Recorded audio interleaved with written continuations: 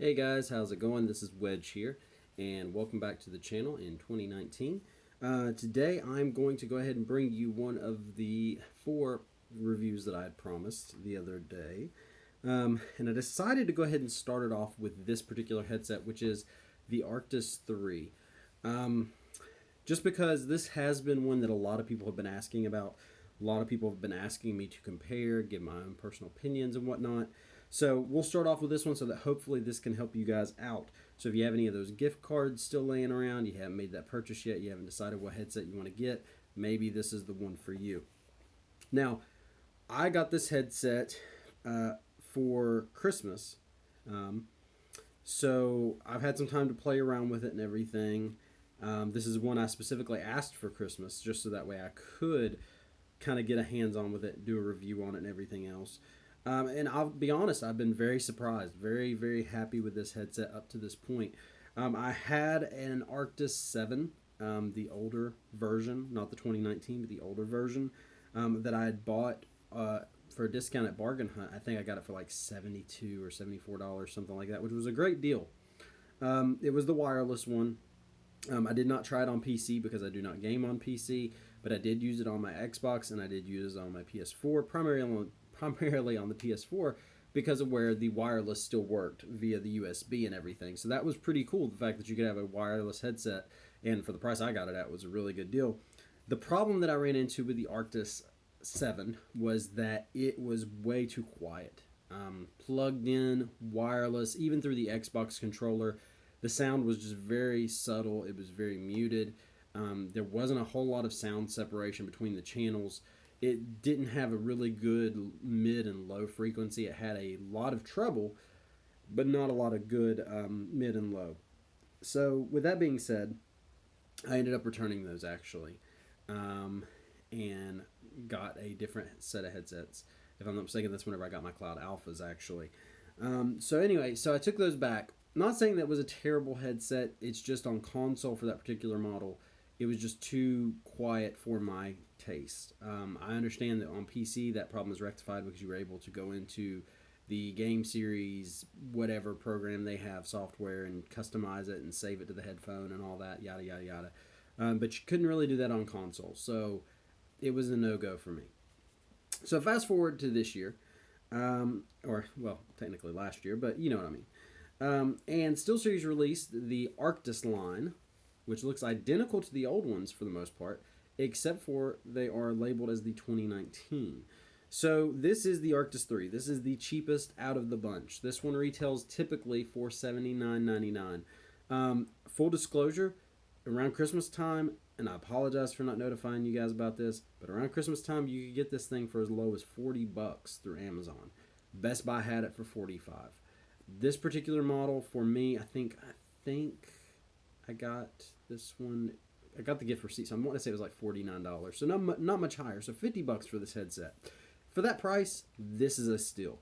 This is a fantastic headset at $50. Even at the $70 price point, it's a pretty good headset. It's not a bad headset at $70, but if you can get this thing for $50 or less, it's a no-brainer. Get it. It is awesome. So what do I like about it? Well, let's go through the things. First of all, number one, there is a detachable cable. If you guys have watched my channel, you know that I love detachable cables. This is also a con, though. And the reason this is a con is because to use the microphone, you have to use this little cable right here. And as you can tell, I know the camera doesn't pick it up great, but it is a proprietary connector. Now, this is the same connector that they used on the older Arctis headsets, the Arctis 7, the Arctis 3, the Arctis 5, and all that. I was really hoping they were going to get away from it with this lineup. I was hoping because it's still got the 3.5mm headphone jack, so if you're using these as just straight up headphones, it works. I was hoping that they would get away from using that particular proprietary cable. They did not, which kind of stinks. But it's okay. It is a rubber cable too, which I'm not sure quite how I feel about that yet. I like braided cables because I feel like they hold up longer. But braided cables do seem to like twist and do weird things and get kind of kinked up and stuff. So I'm not sure how I feel about the cable just yet as far as it being rubber. So I like the detachable cable. We'll go back into the con with that later, but I like the detachable cable. I like the fact that this microphone right here, this little nub, actually pulls out. and it is a basically retractable mic. That is awesome. It is very flexible. It holds in position pretty well. It's like a rubber material here too on the actual microphone on the boom, but it holds in position pretty good. There is no pop filter, but I've really not had anybody tell me that, wow, man, your P's and your T's or S's or whatever sound terrible. Everybody says that the chat audio sounds pretty good through these. Everybody's been pretty pleased with them, so that's a good thing. So the microphone design, the sound of it is pretty awesome. Definitely like the fact that it retracts and can, basically you can kind of hide them. So if you're wearing them out on the street or something, which they don't necessarily look the greatest out on the street, but you could pass these off as regular headphones. So that's kind of cool. Another thing that I really like about these, the controls are all on this left ear pad. So right here, that little button right there with the red, that is a mute switch. So whenever it's pressed in, the microphone is working. Where you have it up, where the little red shows, it means it's muted. You also have a volume dial right here, which turns very easy, down for, of course, down, up for, more volume. And then there's your ports. So that's basically all that is on the ear cups. Those are all your controls. It's all this headset needs, which is great. The right ear cup, nothing. There's nothing, on the actual ear cup or anything like that, because it all takes place on the left. Now, I know you've probably already noticed, but these do swivel, which is fantastic. I love the fact that they swivel. Now, they swivel so that you can lay them on your neck kind of flat. The only thing that I don't, even though I like the design, the thing I don't like about this particular headset is it's got a pretty good clamping force whenever you swivel. So it's almost like it's trying to choke you. But it's not terrible. I usually angle them just a little bit so that they my neck kind of helps, the clamping force from pushing in too much. So still pretty cool. They're out of the way. They're not as convenient as if they laid completely flat, but it's pretty close. You can see just by doing that, you can see how it just how they're going inward, pulling on my shirt and whatnot. So it's good design. I just don't necessarily like the clamping force that makes it kind of go in. Here's where the magic happens though with this headset. The best feature of this headset, in my personal opinion, is this suspension band right here. Now, as you'll notice, it's very, very loose, right? You can see where it adjusts right here. It's got Velcro on the sides. Sorry. One on that side, one on that side. But it's very loose. There's not a whole lot of tension there, right? That's because this is an athletic strap. It's made out of the same material that they make ski goggles straps out of. It's very flexible. It wicks away moisture. It's very durable. It feels very thick.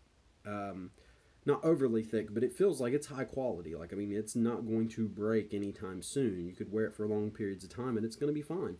And it just, whenever it goes on, there's nothing here. I don't feel it. There's just nothing.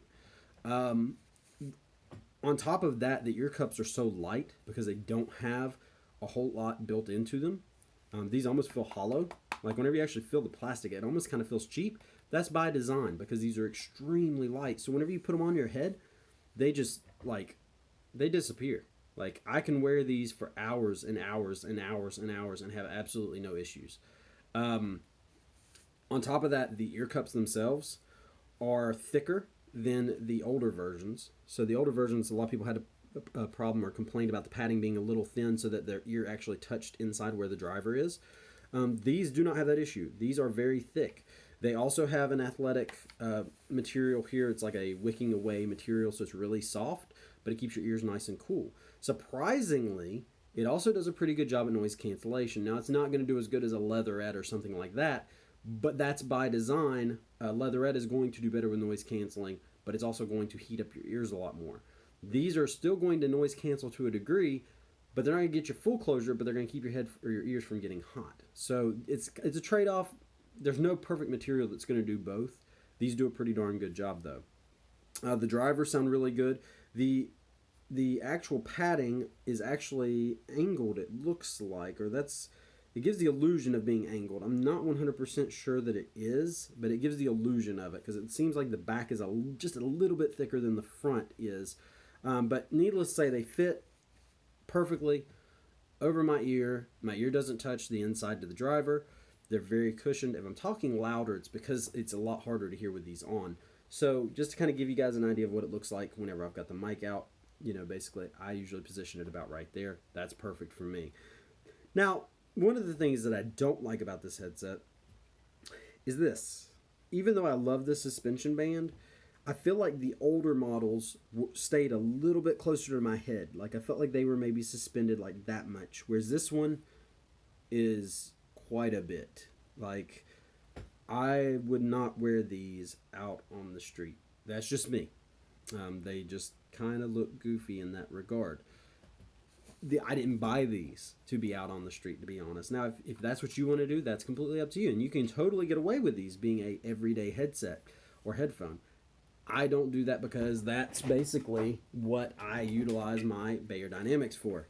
They are, as I put them on backwards, they are my out on the street headphones if I choose to go out, because they just don't look quite as much like a gaming headset, and they also sound phenomenal, but that's beside the point. They also cost a lot more, which I've talked about that in a different review. So if you haven't checked that one out, check it out. It's on the channel. So all in all, would I recommend this headset? I would. If you're looking in the sub $100 price range, to me personally, this headset and the Cloud Alphas are the two to go after. These are the Cloud Alphas have a little bit better sound as far as sounding crisp and maybe the sound separation. They push the treads and the mids more than these do. Excuse me. But these have really good sound. While we're talking about the sound, one thing that they did with these is they did add some mids and some bass. More bass than mids. The mids are still kind of they're kind of not so great, but the treble's still decent. But they definitely added some bass, so these give a really good experience. Like whenever I've been playing Battlefield 5, whenever I've been playing Black Ops 4, and even in Fortnite, they do a really good job. Now, sound awareness, as far as directional awareness, can I hear who's left of me, behind me, top, whatever? You can, but it's not going to be as good as higher dollar headphones. So these are not going to match your Astros. They're not going to match your Bayers. They're not going to match your Sennheisers. But that's not really what I feel like these are. These work on everything, basically. The only thing they don't advertise on the box is PC. But these are a very universal headset, and I feel like these are designed to be kind of your go-to headset, even maybe a backup headset, to use on multiple platforms. So, if you're taking your PS4 over to a friend's house and leaving your Xbox at the house, you can use these. They do great with the PS4. They don't require a whole lot of power, which is more than I can say about a lot of other headsets. So these are very easy to power by both the PS4 controller as well as the Xbox controller, which is super nice. So these are a really good headset as far as using it for mobile, using it for Xbox, using it for the Switch, using it for the PS4. These are kind of a jack of all trades, works on all, and does a great job, sounds great on all. Are they going to replace higher end headsets? No, they're not. And they're not. They know that. They're not designed to do that. That's why they came out with an Arctis 5, an Arctis 7, an Arctis Pro. If these were designed to compete with $250 headsets, Steelseries would not have put out the Arctis Pro, which is, a $250, I think, or $300 headset to compete with the Astro A50s. They wouldn't have done it. So all in all, these are still a great buy. These are a fantastic headset for the money. Even if you do get them for the $70, they are still a fantastic headset. I'm going to surprise some people here, because the one thing I actually think that these do better than another headset that I've said is very comfortable, I've recommended them in the past to a lot of different people, I think these are more comfortable than the Cloud Alphas. I've said it, and I cannot take it back now. But these, to me, are more comfortable than the Cloud Alphas or any of the Clouds that I have used. I've used the Cloud X's, I've used the Cloud 2s, I've used the Cloud Alphas, I've used the Revolvers. The only ones I've really not used is the Cloud Flight. I've not tried the Cloud or the Bluetooth one, the Mix or whatever it is now. But as far as these versus the Cloud Alphas or the Cloud X's or Cloud 2s, I prefer these. These are lighter. Now the build quality, the build quality may not be quite as robust. There's not really any steel used on these. This is all plastic, but it's very good plastic. But there again, it's by design because it keeps the weight down. It keeps the weight light. In hand, these probably feel heavier than the Cloud Alphas. But I promise you, whenever I put them on my head, they do not. They disappear on my head. I have no hot spots. I've worn these for 3 hours, 4 hours straight whenever I've been streaming. and took them off, and I felt just as good as whenever I first put them on. And that's saying something for a headset. I'll be honest, I've used these more for streaming than I have some of my higher end headsets just because they are that comfortable. Sound wise, they may not be as good, but comfort whenever you're going into something like streaming where you're going to be doing it for a prolonged period of time, comfort is probably the most important thing, I would argue. So, yeah, definitely if you're looking at a headset sub $100 price range, give these a look. Definitely. If you have a place that will let you buy something and then, if you don't like it, return it, like Best Buy, Walmart, Target, wherever, pick these up. Try them out. It can't hurt. The one thing I will tell you is anytime you buy a headset, give it at least a week to really burn in the speakers, to burn in the sound so that the speakers open up and you're actually getting better audio quality. If you look up on Google, you'll find a lot of people talking about that burn in time. Don't just take it out of the box, say, meh, it doesn't sound great, and then throw it back in and return it. You need to at least break them in for a week, bare minimum. And that's with good amounts of playtime. Don't just sit them on the desk and then say, oh, well, I've let them sit there for a week, that kind of thing. But yeah, definitely check these out. The Arctis 3 by Steelseries. To me, they are awesome. If I had to rate them on a scale of 1 to 10, I would probably rate them between an 8.5 or a 9. I could argue both sides. I'm going to be generous though. I'm going to give them a 9. I'm going to say that these are a 9 based on the dollar value and the comfort, really, more so than anything. These are a 9 in my book. I give them that. So appreciate you guys tuning in. Like I said, I'm sorry that I've been away for so long with the holidays and everything. It's just been kind of crazy, but I am looking at ramping up and getting some more videos out on the channel. So please stay tuned. Give me some feedback. If you have any questions, be sure to ask. I try to get back to you as soon as I possibly can. I've been getting a lot more questions as time has gone on, so I'm sure my response time has gotten a little bit slower, but I promise you I will try to get back to you. I hope you guys have a great day and take care, and I'll see you next time, all right?